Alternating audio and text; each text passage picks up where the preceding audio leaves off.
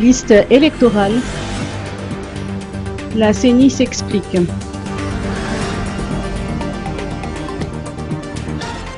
Face à la polémique créée par la déclaration de la CENI faisant état de l'existence de doublons sur la liste électorale, la CENI a tenu à apporter des précisions.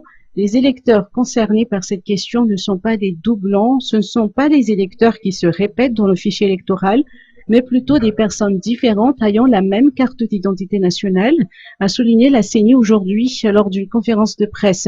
Par conséquent, ce phénomène n'enlève en rien à l'intégrité des scrutins organisés jusqu'ici. Par ailleurs, cette situation n'est pas du tout un fait nouveau, puisqu'elle avait toujours existé dans le fichier électoral depuis la refonte de la liste en 2012 sur la question selon laquelle pourquoi la CENI n'avait pas pu corriger le fichier jusqu'ici. La Commission a rappelé qu'au regard des textes en vigueur, la CENI ne peut apporter aucune correction sur la liste électorale sans la présence de l'électeur intéressé. Donc, si les électeurs ne se présentent pas au niveau des fourtanes pour vérifier l'exactitude de la liste, les anomalies s'accumuleront. Il y avait eu un audit externe et concerté avec tous les acteurs au processus électoral, initié par des experts de l'OIF en 2018. Cette mission a conclu publiquement que le fichier électoral malgache n'est pas parfait, mais peut soutenir toutes les élections à venir, selon toujours la CENI. Pour dire qu'avant les élections, la CENI a assuré la transparence de la liste électorale.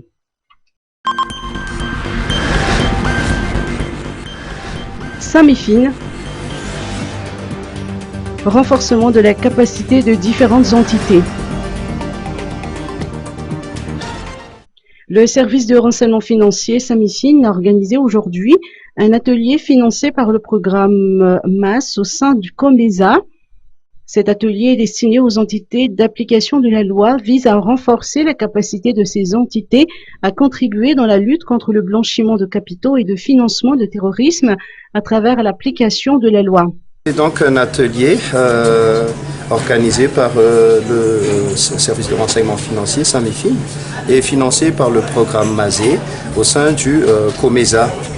Un atelier destiné aux entités d'application de la loi que sont les cours et tribunaux, la gendarmerie nationale et la police nationale ainsi que le bureau indépendant anticorruption.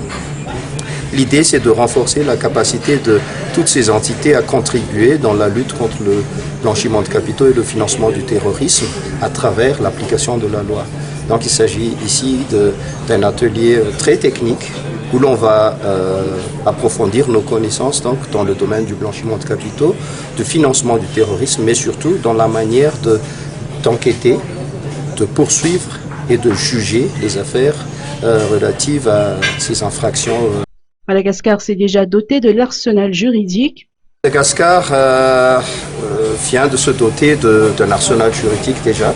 La loi anti-blanchiment, la nouvelle qui date de 2018 est entrée en vigueur en février de 2019. De l'ordonnance sur le recouvrement des avoirs illicites qui j'espère sera ratifiée bientôt par le Parlement. Justement pour renforcer la poursuite et la répression des infractions de corruption, blanchiment, détournement de capitaux, mais surtout le recouvrement des avoirs illicites. Depuis l'application de cette nouvelle loi anti-blanchiment, une augmentation des cas poursuivis, jugés et de condamnation est constatée puisque cette loi a correctionnalisé les infractions de blanchiment de capitaux.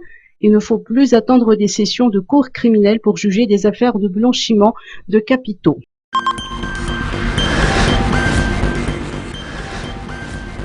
Réforme des finances publiques, processus en marche.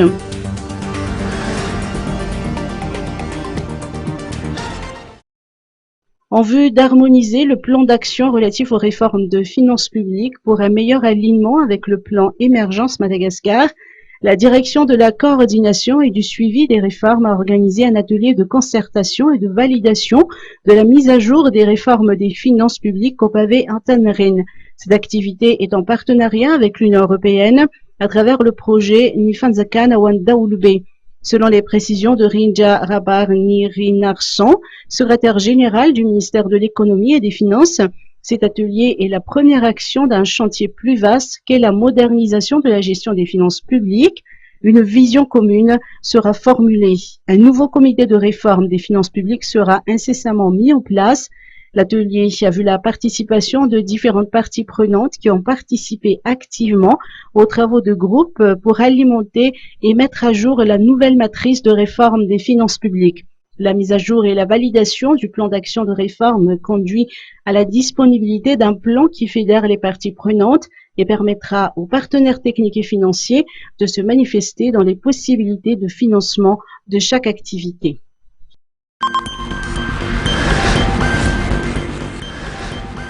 CHU Met Tsarlalan, inauguration du centre de vaccination Amis des enfants.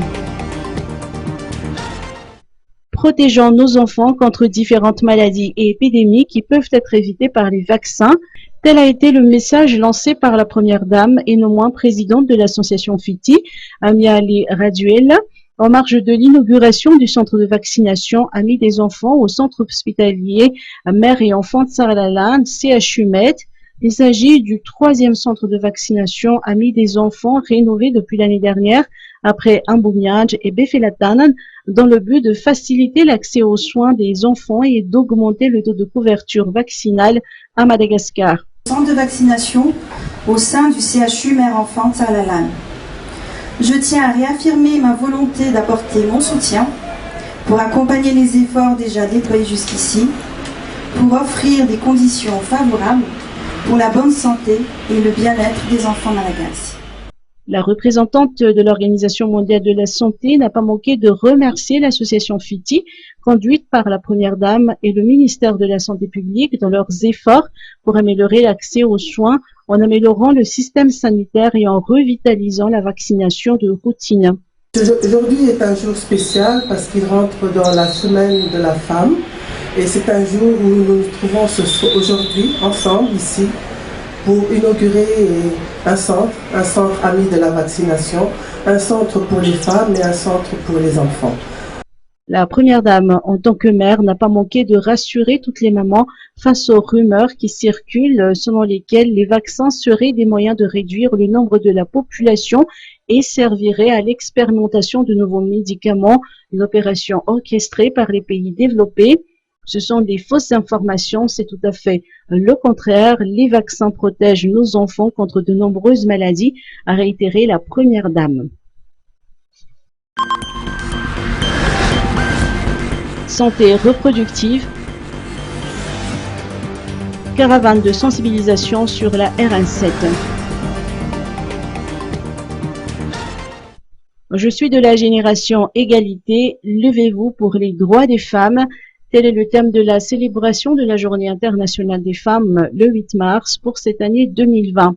Dans le cadre de cette célébration et pour marquer le 25e anniversaire de la déclaration et du programme d'action de Beijing adopté en 1995 lors de la 4e conférence mondiale sur les femmes, des actions concrètes seront menées pour Madagascar en particulier. Ainsi, une caravane de sensibilisation et d'offres de services de santé reproductive est organisée conjointement avec la présidence de la République par le biais de la Direction des Affaires sociales et politiques DASP, l'association FITI, le ministère de la Population, de la Protection sociale et de la Promotion de la femme, le ministère de la Santé publique, le FNUAP, Maristops Madagascar, la Fondation Akbar Ali, l'association Tanouraï Rai et le ministère de la Jeunesse ainsi que les organisations de la société civile. Cette caravane parcourra la route nationale numéro 7, environ 1000 km de Tananarive à Tulia. Ensemble que nous pouvons faire la différence. UNFPA ne peut pas travailler seul.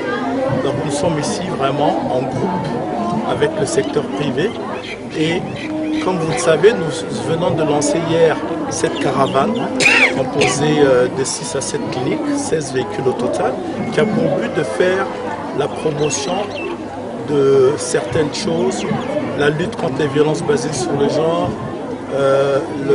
la sensibilisation contre les différentes sortes de maladies, la planification familiale et de permettre aux femmes d'avoir accès surtout aux soins obstétricaux. Donc nous les offrons des services de radiologie gratuits, des services de screening pour contre le VIH-Sida, contre le diabète Donc c'est vraiment un partenariat. Et l'UNFPA s'est engagé justement en travaillant avec les autres de faire cela de manière régulière. Et donc cette première étape entre Antananarivo et Tuléar, nous espérons pouvoir donner l'accès à 10 000 personnes à ces soins de santé, à ces services, et ensuite nous verrons comment multiplier ce genre de choses dans d'autres régions de Madagascar. Les 3 premiers jours de la caravane de sensibilisation et d'offre de services, 1er, 2 et 3 mars, près de 9 000 personnes ont eu accès à des services et des informations sur la santé. Tout au long de notre vie, nous ressentons cette présence.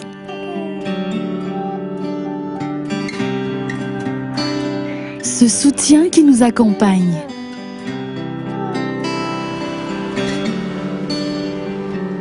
Cette confiance naît d'une incomparable protection.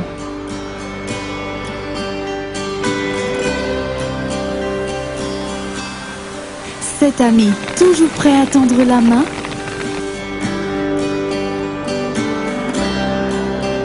Ce partenaire qui nous permet d'entreprendre sans souci.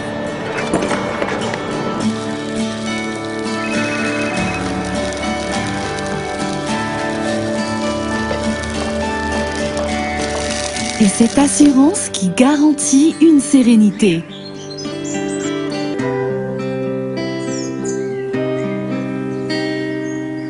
Havre, vivre et entreprendre en toute sérénité.